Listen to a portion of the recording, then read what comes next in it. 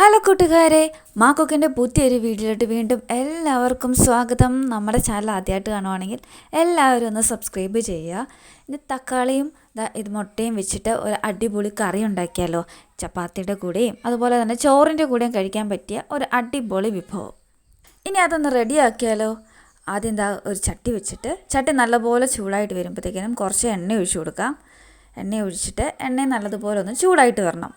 എണ്ണ ചൂടായിട്ട് വരുമ്പോഴേക്കും നമുക്കതിലേക്ക് ഒരു ടേബിൾ സ്പൂണോ അര ടേബിൾ സ്പൂണോ കടുക് നല്ലപോലെ ഒന്ന് പൊട്ടി വന്നിട്ടുണ്ട്. ഇപ്പോൾ ഇനി അതിലേക്ക് കുറച്ച് പെരിഞ്ചീരകവും അതുപോലെ തന്നെ രണ്ടായിട്ട് കറുവപ്പട്ട പൊട്ടിച്ചതോടെ ഞാൻ ഇടുന്നുണ്ട്. ഒന്ന് ഒടിച്ചിട്ടാൽ മതി. അതിട്ടിട്ട് ചെറുതായിട്ടൊന്ന് മൂപ്പിക്കണം. ഒരുപാട് അങ്ങ് കരിഞ്ഞു പോകല്ല. ആ സമയം കൊണ്ട് ഇതുപോലെ ചെറുതാക്കി അരിഞ്ഞ് വെച്ചിരിക്കുന്ന ഒരു സവാള എടുത്തിട്ടുണ്ട്. ഒരു നല്ല രണ്ട് വലിയ സവാള എടുത്തിട്ട് ഇതുപോലെ ചെറുതാക്കി അരിഞ്ഞിട്ട് ഇതിലേക്ക് ഇട്ട് കൊടുക്കണം.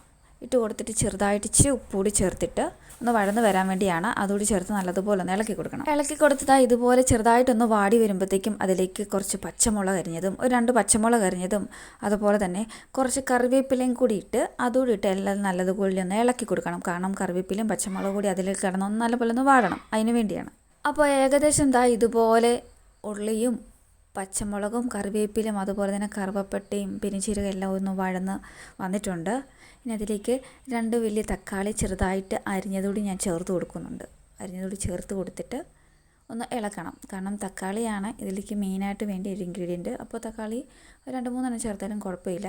ഇതുപോലെ ചെറുതായിട്ട് അരിഞ്ഞിട്ട് ഒന്ന് ചേർത്ത് കൊടുക്കാം. തക്കാളിയിൽ ഓൾറെഡി വെള്ളം ഉള്ളതുകൊണ്ട് നമ്മൾ അഡീഷണലായിട്ട് വെള്ളമൊന്നും ഒഴിക്കേണ്ട കാര്യമില്ല. അതിട്ട് നല്ലപോലെ ഇളക്കി ഒരു 5 മിനിറ്റ് ഒന്ന് അടച്ച് വെച്ച് വയ്ക്കുകയാണെന്നുണ്ടെങ്കിൽ ആവിയും കൂടി ഇരുന്ന് നല്ലപോലെ ഒന്ന് വെന്തോളും. അപ്പോൾ നല്ലപോലെ ഒന്ന് ഇളക്കി കൊടുക്കണം. അതൊന്ന് ഇളക്കി കൊടുക്കുമ്പോൾ കുറച്ചായിട്ട് പച്ച മസാല ഒന്ന് പൊടിച്ചതുകൂടി ചേർത്ത് കൊടുക്കുകയാണെന്നുണ്ടെങ്കിൽ ആ തക്കാളിയിലോട്ടും അതിൻ്റെ മണം ഒന്ന് പിടിക്കും. വേണമെന്നുണ്ടെങ്കിൽ കുറച്ച് ഉപ്പൂടിട്ട് നല്ലപോലെ ഒന്ന് ഇളക്കി കൊടുക്കുകയാണെന്നുണ്ടെങ്കിൽ അതിലൂടെ ഇച്ചിരി ഉപ്പ് പിടിച്ചോളും.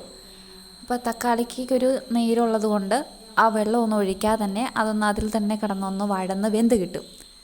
അപ്പോൾ തക്കാളിയെല്ലാം ഒന്ന് അടച്ച് വെച്ച് നല്ലപോലെ ഒന്ന് വേവിച്ച് ഒന്ന് വഴറ്റിയെടുക്കണം. അപ്പോൾ തക്കാളിയെല്ലാം ഏകദേശം ഒന്ന് വഴന്ന് വന്നിട്ടുണ്ട്. ഇനി അതിലേക്ക് കുറച്ച് മസാലപ്പൊടികളെല്ലാം ചേർത്ത് കൊടുക്കാം. ആദ്യം തന്നെ ഞാനൊരു 1/4 ടീസ്പൂൺ മഞ്ഞൾപ്പൊടി ഒന്ന് ചേർത്ത് കൊടുക്കുന്നുണ്ട്. മഞ്ഞൾപ്പൊടിയും കൂടി ചേർത്ത് കൊടുത്തിട്ട് ഇനി വേണ്ടതെന്ന് പറഞ്ഞാൽ ഗരം മസാല ഒരു 1.5 ടീസ്പൂൺ 1 ടേബിൾ സ്പൂൺ ഒരു ചിക്കൻ മസാലയോ ഗരം മസാലയോ ചേർത്ത് കൊടുക്കാം. അതിനുശേഷം കുറച്ച് ഉപ്പ് കൂടി ചേർത്ത് കൊടുക്കുന്നുണ്ട്. നേരത്തെ ഉപ്പ് ശകലം ഇട്ടതാണ്. അപ്പോൾ അതിനനുസരിച്ച് വേണം ഉപ്പ് ചേർക്കാൻ. കുറച്ച് ഉപ്പ് ചേർത്ത് കൊടുത്തിട്ട് ഏറ്റവും അവസാനം ഉപ്പൊന്ന് നോക്കിയതിന് ശേഷം വേണമെന്നുണ്ടെങ്കിൽ ഉപ്പ് ചേർത്ത് കൊടുത്താൽ മതി. അതെല്ലാം കൂടി ഇട്ട് ഒന്ന് ഇളക്കി ഒന്ന് നല്ലതുപോലെ ഒന്ന് യോജിപ്പിക്കണം. അതിൻ്റെ പച്ചമണം എല്ലാം ഒന്ന് പോയി കിട്ടണം. ഏകദേശം എല്ലാം ഇതുപോലെ നല്ലപോലെ ഒന്ന് യോജിച്ച് അതിൻ്റെ പച്ചമണം എല്ലാം പോയി ഒന്ന് കിട്ടിയിട്ടുണ്ട്. ഇനി അതിലേക്ക് ഇതുപോലെ 3 കോഴിമുട്ട എടുക്കുന്നുണ്ട്. അതുകൂടി ഇതിലേക്കൊന്ന് പൊട്ടിച്ചൊഴിക്കാം. ഓരോന്നായിട്ട് ഞാനിങ്ങനെ പൊട്ടിച്ചൊഴിക്കുന്നുണ്ട്. പൊട്ടിച്ചൊഴിക്കുമ്പോൾ അതൊന്ന് ഇളക്കി അപ്പം തന്നെ കൊടുക്കരുത്. 3 മുട്ടയും പൊട്ടിച്ചൊഴിച്ചിട്ട് ഒന്ന് ഒരു 5 മിനിറ്റ് അല്ല 2 മിനിറ്റ് അതൊന്ന് അടച്ച് വെച്ച് വേവിക്കണം. ഒന്ന് ആവി കയറ്റിയിട്ട് വേണം ഒന്ന് ഇളക്കി കൊടുക്കാൻ. എടുത്തപ്പോൾ ഇതുപോലെ മുട്ട പകുതി ഒന്ന് വെന്തിട്ടുണ്ട്. അപ്പോൾ ഈ സമയത്ത് വേണം നമ്മളിതൊന്ന് ഇളക്കി കൊടുക്കാൻ. ഇളക്കി നല്ലതുപോലെ സ്പൂൺ കൊണ്ട് ഇളക്കിയിട്ട് തക്കാളി എല്ലാം ഒന്ന് യോജിപ്പിച്ച് കൊടുത്ത് ഇളക്കിക്കൊണ്ടിരിക്കണം. അടുക്കി പിടിക്കരുത്. എന്നാൽ മുട്ട നല്ലപോലെ വേഗം വേണം. അങ്ങനെ കൈ എടുക്കാതെ ഒന്ന് ഇളക്കി നല്ലപോലെ കൊടുക്കണം. ഇളക്കി കൊടുത്തത് പറ്റി വരുമ്പോൾ ഏകദേശം ഈ ഒരു പരുവമാകുമ്പോഴേക്കും നമ്മളുടെ മുട്ടയും സവാളയും അതുപോലെ തന്നെ തക്കാളി ഇട്ട് ഒരു അടിപൊളി തോരൻ ഇവിടെ റെഡി ആയിട്ടുണ്ട്. അപ്പോൾ ഇനി നമുക്കിതിലൊരു പാത്രത്തിലോട്ട് മാറ്റാം. അപ്പോൾ ആ ഒരു ചൂടോടെ ഇതുപോലെ ചെറിയൊരു ബൗളിലോട്ട് എടുത്ത് മാറ്റി വെക്കുന്നുണ്ട്. അപ്പോൾ രാവിലെ ചോറിനോട് കഴിക്കാനായാലും ചപ്പാത്തിയോടെ കഴിക്കാനായാലും ഒരു അടിപൊളി ടേസ്റ്റി ആയിട്ടുള്ള ഒരു കറിക്കൂട്ടാണിത്.